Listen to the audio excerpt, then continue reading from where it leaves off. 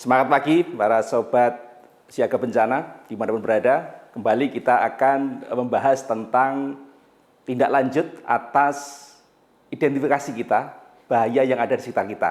Dengan bagaimana cara kita melakukan penanganan terhadap keadaan darurat sebelum kejadian, saat kejadian, dan setelah kejadian. Nah, tentunya sebelum kita nanti mempertimbangkan apa yang kita lakukan, maka pra kejadian kita harus melakukan identifikasi atas potensi bahaya yang ada di sekitar kita. Yang pertama, kita harus mempelajari riwayat bencana yang ada di sekitar kita. Berupa apa? Catatan kejadian bencana masa lalu, meliputi bisa jenis bencananya yang terjadi, apakah tanah longsor, gempa bumi, atau banjir, frekuensinya. Ya, seberapa banyak frekuensi yang terjadi, intensitasnya, dan tentunya adalah dampaknya. Yang kedua, tinjau kondisi geografisnya.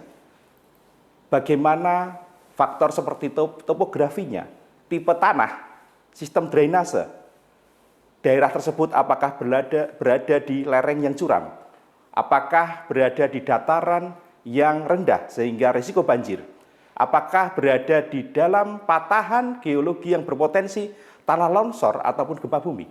Ini harus kita tinjau dari sisi kondisi geografis. Yang ketiga adalah kita harus menganalisis atas cuaca dan iklim yang ada di lokasi tersebut. Dengan apa? Kita lihat data historis tentang curah hujan, ya, suhu, angin, pola cuaca yang ekstrim, dan ini tentunya akan membantu memprediksi bencana yang bisa terjadi ke depannya. Sobat siaga bencana yang berbahagia, tentunya kita juga harus meninjau infrastruktur yang ada. Pertama contohnya, kalau kita berada di dalam sebuah gedung, sebuah bangunan, maka kita harus tahu bagaimana bangunan tersebut berada, berapa lantai bangunan tersebut. Ya, kalau itu kita ada di sebuah fasilitas publik, contohnya bendungan, dekat dengan bendungan, bagaimana kondisi fisik bendungan, tanggul, saluran drainase, jalan, ya, dan ini menjadi penting untuk kita meninjau infrastrukturnya. Yang berikutnya adalah tentunya kita harus konsultasi dengan otoritas yang punya tanggung jawab. Ya, salah satunya adalah bagaimana untuk menangani bencana, ya, dengan diberikan informasi yang penting berupa data bencana yang ada di daerah sekitar itu. Tentunya konsultasi ini menjadi penting untuk semakin meyakinkan kita terhadap data-data yang kita peroleh tadi. Ya, data geografis, ya, data kondisi bangunan, infrastruktur, dan juga cuaca yang ada di sekitar itu. Nah, tentunya sebelum kejadian kita juga harus melibatkan para ahli. Dengan apa?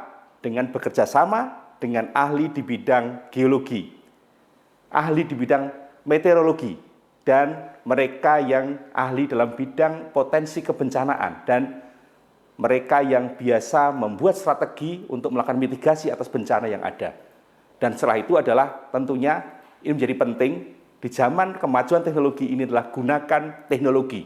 Dengan teknologi kita bisa melakukan pemetaan menggunakan satelit, ya, menggunakan drone, menggunakan peringatan dini, dan tentunya permodelan bencana ini menjadi alat yang digunakan dalam mengidentifikasi potensi bahaya yang terjadi. Ini adalah pra kejadian tentunya dengan melakukan identifikasi atas potensi bencana yang bisa terjadi di sekitar kita. Nah, selanjutnya adalah bagaimana saat terjadi sebuah bencana, terjadi sebuah kejadian kecelakaan atau sebuah malapetaka. Nah, disitulah yang disebut kita harus melakukan namanya proses tanggap darurat. Nah, bagaimana proses tanggap darurat ini? Yang pertama adalah kita melakukan siaga darurat. Apa siaga darurat? Dengan memberikan peringatan, ya, berupa informasi tentang jenis ancamannya apa dan karakteristiknya.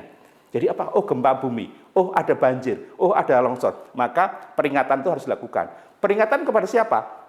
Peringatan itu harus disampaikan dan disebarluaskan secara cepat kepada pertama tentunya pihak otoritas pemerintah.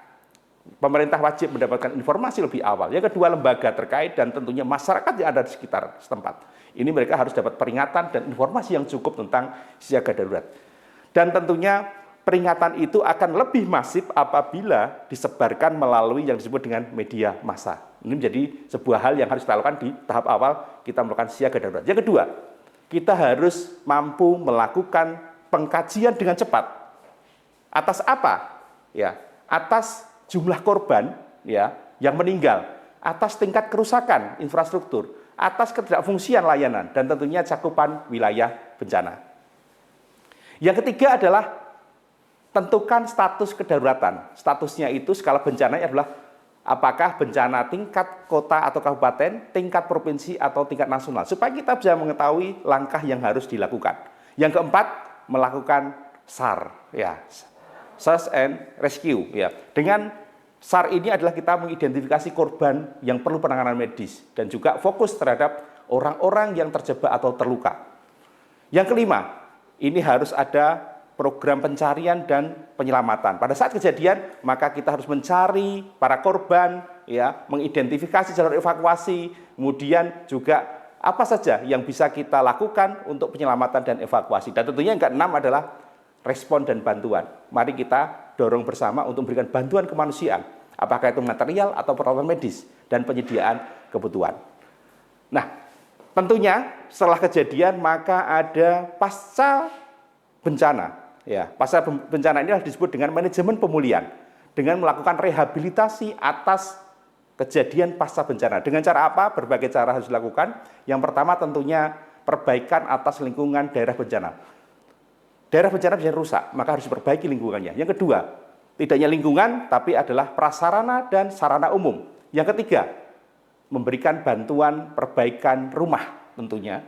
Ya, kemudian tidak hanya bantuan fisik rumah, ya, sarana prasarana, tapi yang paling penting ini biasanya adalah menetralisir trauma yang dilakukan oleh masyarakat dengan pemulihan sosial psikologis.